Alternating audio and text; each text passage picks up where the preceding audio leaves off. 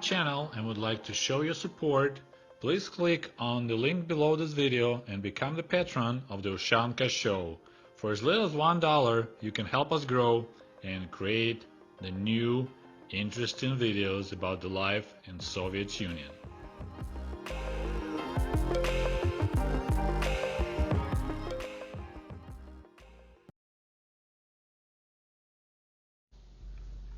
Hello comrades, and welcome back to the Ushanka Show. First of all, I would like to share the great news with you. I just had my very first book published. It's called American Diaries 1995, and it's a story of me coming to America first time ever in 1995. I came to USA on exchange program to work in a summer camp here in Michigan, and I did that for 4 summers since 1995 till 1998. So this first book is based on my diaries that I kept in the summer and the fall of 1995 while I was working in a summer camp for inner city kids from Chicago, and then I worked at a local farm picking apples and peaches. So this book is out, and if you are interested, of course this book is on Russian. So if you know Russian, or you'd like to learn one, or you just want to maybe get yourself a souvenir, this book is available for purchase. If you live in USA, you can buy directly from me. It's only $12 including shipping, and it will be signed. If you live overseas, not in the United States, the best way is to purchase through lulu.com. I'll put the link to that website to my book below this video in the description. So great news, I got my book published, American Diaries 1995.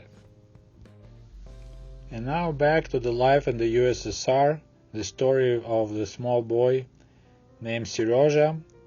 And we talked for a while about my life in the village with my grandparents, and I'm about to come back to the city, back to Kiev.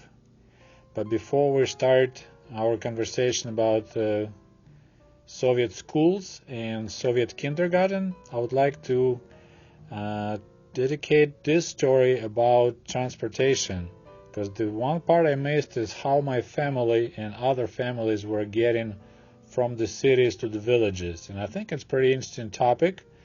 It's how the Soviet Greyhound system worked pretty much, Soviet buses. Of course, because not many people had their own cars, we had to use public transportation, and when you go between cities or between city and a country, the options were pretty limited. It would be a bus or a train, or you just try to hitchhike, which was pretty hard because not many people had cars and not many cars were on the roads. So this is how my family was heading out for the village. Now, we lived in Kiev, as I mentioned before, and the village was located around 240 kilometers north, so which is about 190 miles, give or take, in the northern part of Ukraine, not far from the border with Russia and Belarus. I remember those days when we were getting ready. My parents will take vacation at the same time, and in Soviet Union people had 1 month, 30 days of paid vacation. So they will pick, for example, like June, and in June my summer holidays start. There is no school anymore, and first thing we'll hire a taxi. There was only twice a year that my family would use a taxi service. They will be heading to the village and coming back from the village, because bus was leaving pretty early from the central bus station in Kiev around 7 a.m. or 6:30 a.m. So we just couldn't make it to the bus station using regular bus, city bus, because it took about an hour to get from our place in Chokolovka all the way to the central bus station. So we had to order a taxi. So early morning around 5:30 a.m. there'll be a taxi Volga 24 waiting by our house, by our building. It's not our house. We'll load our luggage and head out to the bus station. And interesting, I still remember this one time. I probably was maybe 6, maybe 7-year-old. I was still very young. But when the taxi was leaving our driveway by our building, a guy made a sharp right turn, and for some reason his door wasn't shut properly, so the door got open wide, and bunch of coins, bunch of change spilled on the asphalt. And I just remember that it was really weird. He slammed the brakes, started cursing, got out the car, and started picking all that change. There was a lot of change he spilled on the floor. So that was my memory about taking a taxi. And then it takes about 20 minutes. So by the bus it'll be about an hour, but maybe about 20 minutes to get to the central bus station, where we'll be taking a bus heading to Chernigov. Central bus station in Kiev was always a busy place. As I remember, there will be a lot of buses line up, loading people and then heading out different directions. And we will purchase tickets, bus tickets in advance. So about maybe a week or 2 weeks prior, my parents will go to the bus station and purchase tickets for that specific day. Between Kiev and Chernigov, we had a really nice bus called Icarus 255. It was made in Hungary, I believe. That was probably the best bus in the USSR. It was so-called soft bus, so it had a soft, comfortable seats. It fit 45 people. It had a pretty powerful 250 horsepower diesel engine, so that was a pusher. And it was really tall, had big windows, and was the most comfortable bus I ever experienced. So that would be the bus we'll be taking between Kiev and Chernigov. The other option, there was so-called hard bus, which had hard seats, so it wasn't like plush and soft ones. And usually those were buses made in Ukraine, made in Lvov, called LAZ. But we would always have Icarus, which was very nice bus. And of course, when you purchase a ticket, it will have a number, which is your seat. The distance between Kiev and Chernigov is 140 kilometers, so that's about 90 miles. And usually it will take a bus around 3.5 hours to get from Kiev to Chernigov. Of course, the bus had no air conditioner. Not a single Soviet bus in Soviet times had air conditioning. So the only way to get ventilation going, if it would be a hot day, we had little tiny sliding windows in the bus, or there will be several roof lids, like a ventilation lids you can pop open to get fresh air going. The problem that design was really basic, so you can have that lid or shut or wide open, and really didn't have like a adjustable positions. So if the people got really hot and they open one of those lids, then if bus is going pretty fast, for our roads, it was I think speed limit was about 40 miles an hour.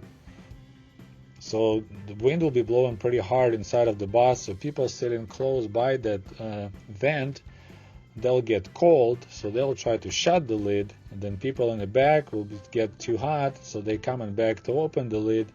And that's quite often we had things happen. I call it lid wars or vent wars, and people start arguing, almost fighting, because some people are begging to open the vents, other people say no, close them because my kid is right here, he'll get sick from this wind.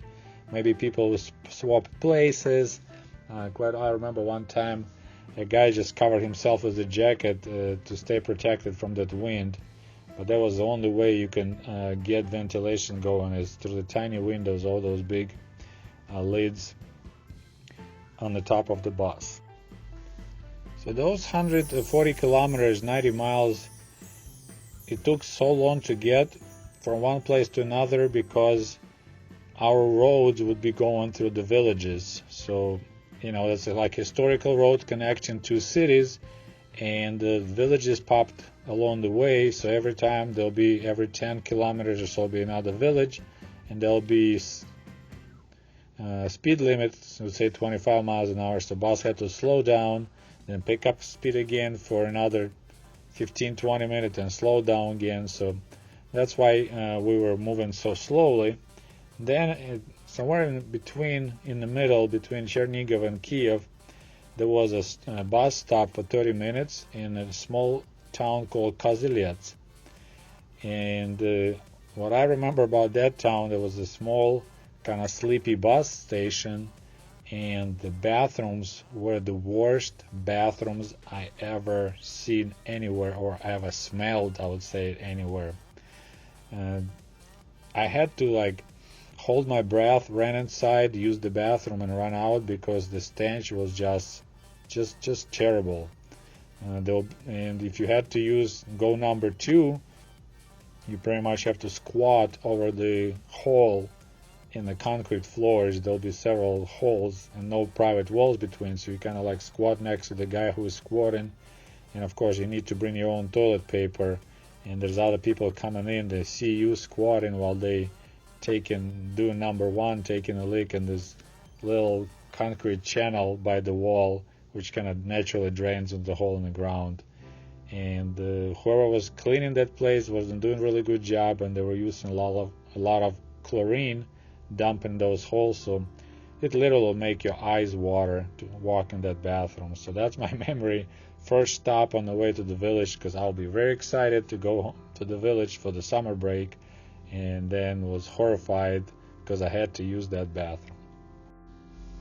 So we finally would arrive to Chernigov.